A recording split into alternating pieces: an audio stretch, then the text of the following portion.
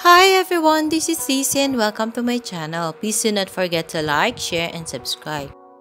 For today's video, ipapakita ko muna sa inyo yung first set ng cacti na nabili ko from Igorotac Garden. So, ito sila, may 5 Astrophytum asterias, merong 3 ordinary asterias, and merong 2 super kabuto, and then may 10 pieces na variegated gymnocalcium. So, as you can see, well-potted na sila sa kanilang pot. When you said well-potted, ibig sabihin, well-rooted na sila. Makapal na yung roots nila, hindi mo na sila basta matatanggal dun sa pot. So, may 2 gymnocalcium na variegated na ginamit ko na din sa arrangement. So, in actual, maganda talaga yung kulay nila. Very bright, pero hindi lang makapture nung camera dito sa cellphone ko. I don't know why. Kasi cellphone lang naman yung ginagamit ko pag nagvi-video ko for my channel. At dahil nga healthy yung mga binigay sa akin na cacti ni Igorotac Garden, bumili ulit ako sa kanya.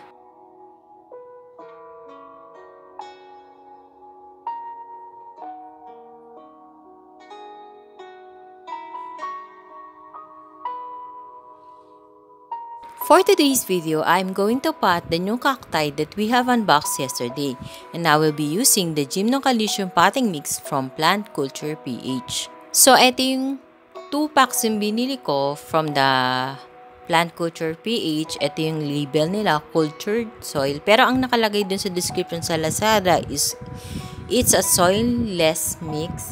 Hindi naka-indicate kung ano yung mga ingredients or yung mga ginamit nila to make this cultured soil mix for Gymnocalcium. So, I bought this for 49 pesos each pack. Each pack is 1 liter. So, parang konti lang siyang tingnan and very loose yung soil sa loob. Ito naman yung pot na gagamitin natin. It's white pot. It's new. I bought it in Lazada too. It's 4.50 each. So, as you can see, madaming hole yung pot. So, it will be a well-draining pot for our Gymnocalcium potting mix. So, since 1 pack lang ang gagamitin natin na soil-less mixture from Plant Culture, I decided to use oiled soil mixture ko na 50% loam soil and 50% pumice stone. So, fill up ko up to 3/4 yung each pot, and then itatap ko lang siya ng soil mix for Gymnocalcium na binili natin from Plant Culture PH. So, I decided to do this kasi hindi naman enough yung 2 packs na binili kong soilless mixture or cultured soil for Gymnocalcium from the Plant Culture PH. So, ganito na lang yung gawin natin para masubukan din natin kung effective. Kasi, yung upper part lang naman din ang matatouch na soil at first nung mga cacti natin. So, after natin i-fill, itap natin yung each pot para bumaba yung soil or masiksik siya. So, ganyan yung ginagawa ko kasi pag pinat ko yung cacti, ayoko nang gumagalaw siya kahit sa succulent ganun. Kasi kailangan yung soil isiksik para hindi magalaw. So, pag nag-root sila, kahit ilipat-lipat mo sila ng pwesto, hindi madidisturb yung succulent or cacti habang nag-root sila. So, mabilis na lang to kasi ipapatong lang natin yung cacti on top of the soil.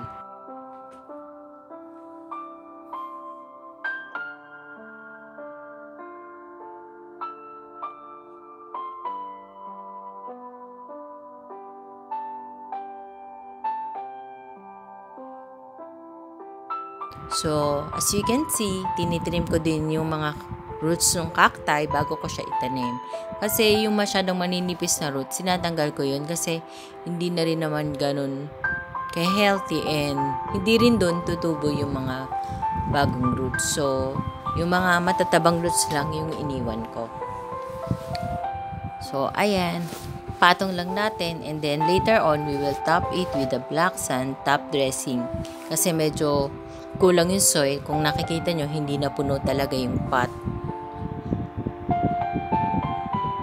Yung another pack kasi ng cultured soil for Gymnocalcium, I am saving it for my future use.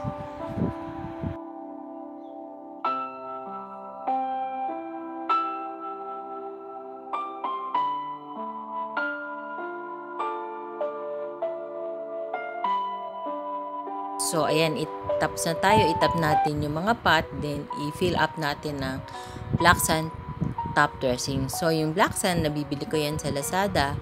Actually, it's for an aquarium. Pero sa experience ko naman, effective naman din siya. Kasi yung mga sand, di ba, madali siyang matuyo. So, pag diniligan mo or nabasa siya, yung top part, mabilis siyang matuyo kasi nga may sand siya. And besides doon, maganda siyang tignan, malinis tignan pagka may black sand top dressing. Tapos lumalabas din yung tunay na kulay ng succulent or cacti na itinanim mo sa pot. So mamaya makikita nyo yung sinasabi kong maganda at malinis tignan. Ulitin ko lang ulit yung mga cacti na 14 pieces, 2 super kabuto, 2 daydream, and 10 pieces of variegated gymnocalycium. Nabili ko siya sa Igorotac Garden. Please visit her page and try nyo din bumili sa kanya. I strongly recommend this supplier. So we're finally done. Ito na yung 14 pieces of cacti na binili natin from Igorotac Garden.